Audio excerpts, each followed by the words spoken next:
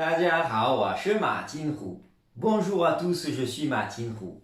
Aujourd'hui, je voudrais continuer avec les classificateurs après le classificateur Ge et le classificateur Ben. Le troisième que je vous apprends est le classificateur Zhang, qui est un classificateur utilisé pour les objets plats et lisses. Exemple, une table, un bureau, un billet de train, un ticket, ticket d'entrée pour un concert ou billet, vous voyez, tout ce qui est plat et lisse, une carte de crédit par exemple. Et aussi des feuilles de papier. Alors des feuilles volantes, hein, puisqu'on a vu dans ma vidéo précédente, je vous renvoie à ma vidéo sur Ben, qui est le classificateur des objets reliés. Tout ce qui est relié comme des bouquins, ça ne sera pas Zhang, ça sera Ben. Mais si vous avez un parchemin, une feuille de papier, une feuille A4, A3 par exemple, pour colorier, écrire, ben là vous utiliserez Zhang. Alors c'est intéressant parce que j'ai dit les objets plats et lisses.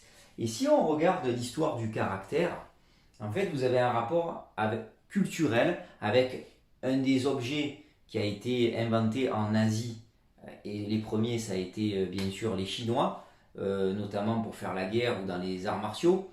Vous avez l'arc. Ici, vous avez un arc traditionnel, comme si on le tenait par là. Vous voyez, vous avez l'endroit pour mettre la main. Et au lieu de le tenir comme ça, avant, ils utilisaient un peu comme des arbalètes pour avoir une longue distance, donc ils le mettaient à plat. Donc ça faisait une arme assez lisse. Donc vous avez la clé de l'arc, sachez-le, ça c'est une clé importante.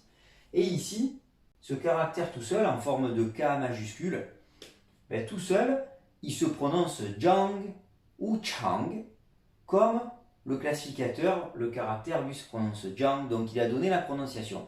Mais il veut dire aussi tout seul être long, le verbe adjectif long.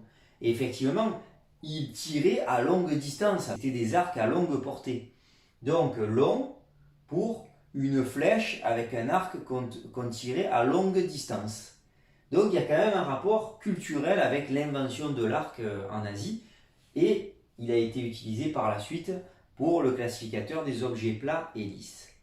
Il faut savoir une deuxième chose, et ça je voulais vous l'apprendre tout de suite en niveau débutant, que Zhang, ce même caractère, qui se prononce Zhang, donc, est parmi les 10 noms de famille en Chine les plus répandus. Il y a des dizaines de millions de personnes qui ont pour nom de famille Monsieur ou Madame Zhang. Sachez-le, c'est la même écriture que l'objet plat et lisse. Et sachez que ça veut dire aussi agrandir, accroître.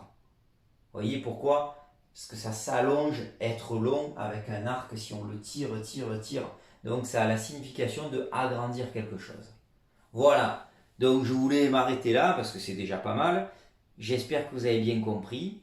N'hésitez pas à me poser des questions, à mettre des commentaires pour ma vidéo et j'y répondrai dès que possible. 谢谢，再见。À bientôt sur ma chaîne et n'oubliez pas de partager et de liker.